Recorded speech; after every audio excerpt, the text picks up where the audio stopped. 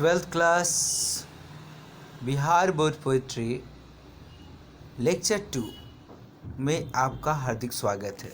हमने आपसे कहा था अपने पिछले वीडियो लेक्चर में कि यहाँ से बिहार बोर्ड में जो भी परीक्षाएं अभी तक आयोजित होती रही हैं 2018 से लेकर अब तक, जब से ऑब्जेक्टिव क्वेश्चंस पूछे जाने की प्रथा की शुरुआत हुई है, यहाँ से भी निश्चित तौर पर आपसे प्रश्न पूछे जाते हैं।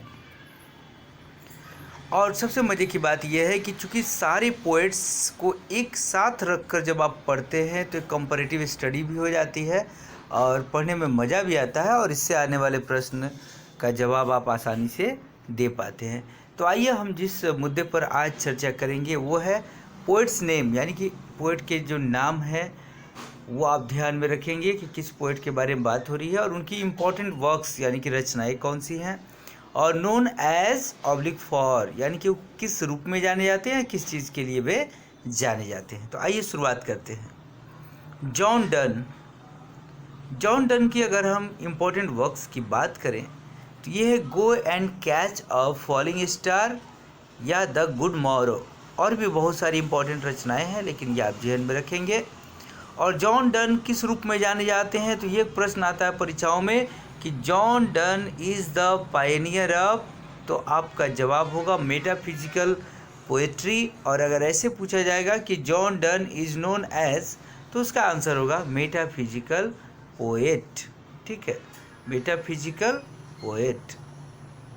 अब हम बात कर लेते हैं वॉल्ट विटमैन की। इनकी ये जो रचनाएं हैं ये बार बार परीक्षाओं में पूछी जाती हैं और सबसे ज़्यादा पूछी जाती हैं लिव्स ऑफ ग्रास।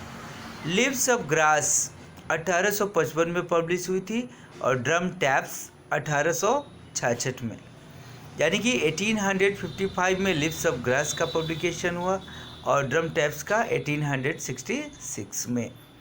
और वॉल्ट विटमैन को हम द पीपल्स पोएट के नाम से जानते हैं। ये भी इम्पॉर्टेंट प्रश्न है कि who is known as the people's poet. Your answer will be Walt Whitman. W.H. Auden, इनकी महत्वपूर्ण रचनाओं में शुमार हैं The Age of Anxiety, The Orators, Look Stranger, ETC का मतलब और भी इम्पोर्टेंट रचनाएं हैं जो आप आगे के क्लासेस में पढ़ेंगे। और इनकी अगर हम बात करें तो एक सीरियस पोएट के तौर पे जाने जाते हैं और जो पोएट्री को एक सीरियस गेम की तरह ट्रीट करते हैं। John Keats, Endymion, Hyperion, Lamia, ode on indolence, ode on melancholy, और इसके अलावा जो हमारे सिलेबस में प्रिस्क्राइब्ड पोएम है ode to autumn, ode to a nightingale भी एक इनकी बहुत इंपॉर्टेंट पोएम्स है। बहुत सारी इनकी रचनाएं हैं लेकिन इनमें से एंडिमियन को ज़्यादा इसलिए हमने एम्फेसाइज किया है क्योंकि एंडिमियन इनकी वो पोएम थी जिसकी खुलकर तारीफ़ की गई थी विलियम वर्ड्सवर्थ महोदय के द्वारा। और कई बार परीक्षाओं में आ चुका है कि एंडिमियन और हाइपेरियन किसने लिखा, तो आपका जवाब होगा जॉन केट्स। लामिया पूछ दे, ओड ऑन इंडोलेंस पूछ दे, ओड ऑन मेलंकली पूछ दे, ओड टू अ नाइटिंगेल पूछ दे, है ना, या फिर ओड ऑन अ ग्रेसियन अर्थ, ये सारे ओड्स किसके हैं, जॉन केट्स के हैं, ध्यान में रखिएगा। और किड्स के बारे में एक क्वेश्चन आएगा कि who is known as a romantic poet. नीचे 3 या 4 ऑप्शंस दिया रहेगा, उसमें अगर जॉन केट्स का नाम होता है तो आप इनको प्रेफर करेंगे। John Keats is known as a romantic poet. Walter de la Mare की जो इम्पोर्टेंट बुक है वो है सॉन्ग्स फॉर चिल्ड्रेन, और एक और इनकी इम्पोर्टेंट बुक है पीकॉक पाई, यानी कि इनके 2 इम्पोर्टेंट बुक्स हैं सॉन्ग्स फॉर चिल्ड्रेन और पीकॉक पाई। और इनकी बात करें कि किस प्रकार के कवि हैं, तो he is considered as the poet of children and supernatural world. ठीक, और अब बात करते हैं हम रूपर्ट ब्रूक महोदय की। रूपर्ट ब्रूक, इनकी इम्पॉर्टेंट रचना है सोल्जर। वैसे इन्होंने बहुत सारे वार सोनेट्स लिखे थे लेकिन द सोल्जर जो है उनमें सबसे इम्पॉर्टेंट इनकी सोनेट है और he is known as the war poet. ये प्रश्न भी आता है परीक्षाओं में कि किस कवि को हम वार पोएट के रूप में जानते हैं, या which poet is known as the war poet. Your answer will be Rupert Brooke.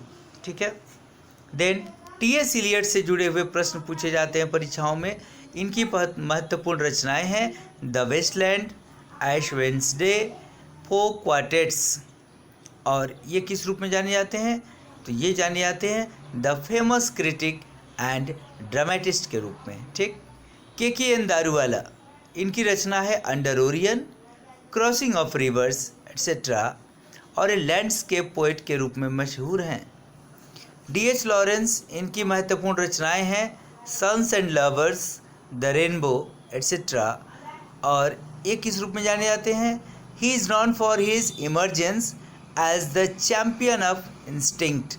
अगर ये प्रश्न आता है कि who is known for his emergence as the champion of instinct, तो इसका आंसर होगा D.H. लॉरेंस। देन कमला दास, इनकी महत्वपूर्ण रचनाओं में शुमार हैं समर इन कोलकाता, यस अल्लाह, और ये ऑटोबायोग्राफिकल पोएम्स के लिए जानी जाती हैं।